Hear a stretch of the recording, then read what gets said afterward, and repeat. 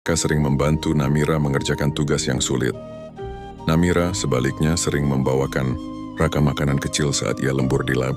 Hubungan mereka sederhana, tapi penuh perhatian kecil yang berarti. "Namira, kamu tahu nggak?" kata Raka suatu malam saat mereka duduk di taman kampus. "Cinta itu bukan soal seberapa sering kita bilang aku sayang, tapi seberapa berani kita tetap ada meski dunia lagi nggak ramah." Namira menatap matanya lama. "Kamu ngomong kayak novelis aja." Raka tertawa pelan. "Nggak, aku cuma belajar dari kamu." Bab 3. Ujian jarak.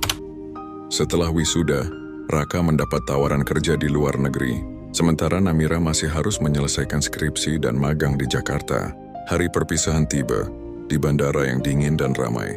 "Kita bisa kok jalani ini," kata Namira menggenggam tangan Raka erat. "Aku tahu, aku cuma takut waktu bikin kamu lupa sama aku."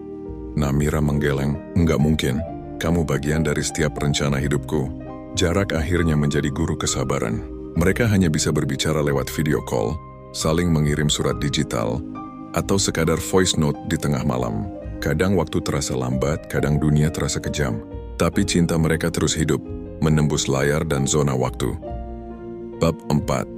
Saat dunia menguji 3 tahun kemudian, Namira mendapat kabar buruk. Raka mengalami kecelakaan kerja ringan di tempat proyeknya. Bukan hanya luka fisik, tapi juga trauma yang membuatnya enggan berkomunikasi. Pesan-pesan Namira hanya dibaca tanpa balasan. Minggu jadi bulan, bulan jadi tahun. Namira sempat berpikir mungkin cinta itu sudah mati. Tapi setiap kali hujan turun, ia masih teringat payung pertama itu. Ia menulis surat terakhir, panjang dan penuh air mata, lalu mengirimkannya ke alamat Raka. "Raka, aku nggak tahu kamu masih ingat aku atau enggak. Tapi kalau kamu masih ingat hujan pertama kita, tahulah, aku masih menunggumu di bawah langit yang sama." Nabi Bab 5. Kembali di hujan yang sama suatu sore, setelah bertahun-tahun hujan turun lagi dengan derasnya, Namira berjalan di trotoar sambil menunduk tanpa payung. Dan di seberang jalan seseorang berdiri dengan payung abu-abu di tangan. "Payungnya masih sama," katanya. Namira berhenti. Air matanya bercampur hujan.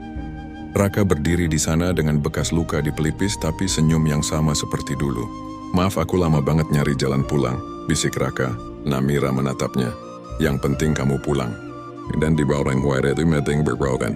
Tidak perlu banyak kata, hanya 2 hati yang akhirnya kembali saling menemukan. Setelah bertahun-tahun berkelana di antara waktu dan jarak. Epilog. Beberapa tahun kemudian, di taman kecil dekat rumah mereka, Raka membuka payung abu-abunya untuk memayungi Namira dan anak kecil mereka yang bermain hujan. Namira tersenyum. "Kamu sadar nggak, semua kisah kita dimulai dari hujan?"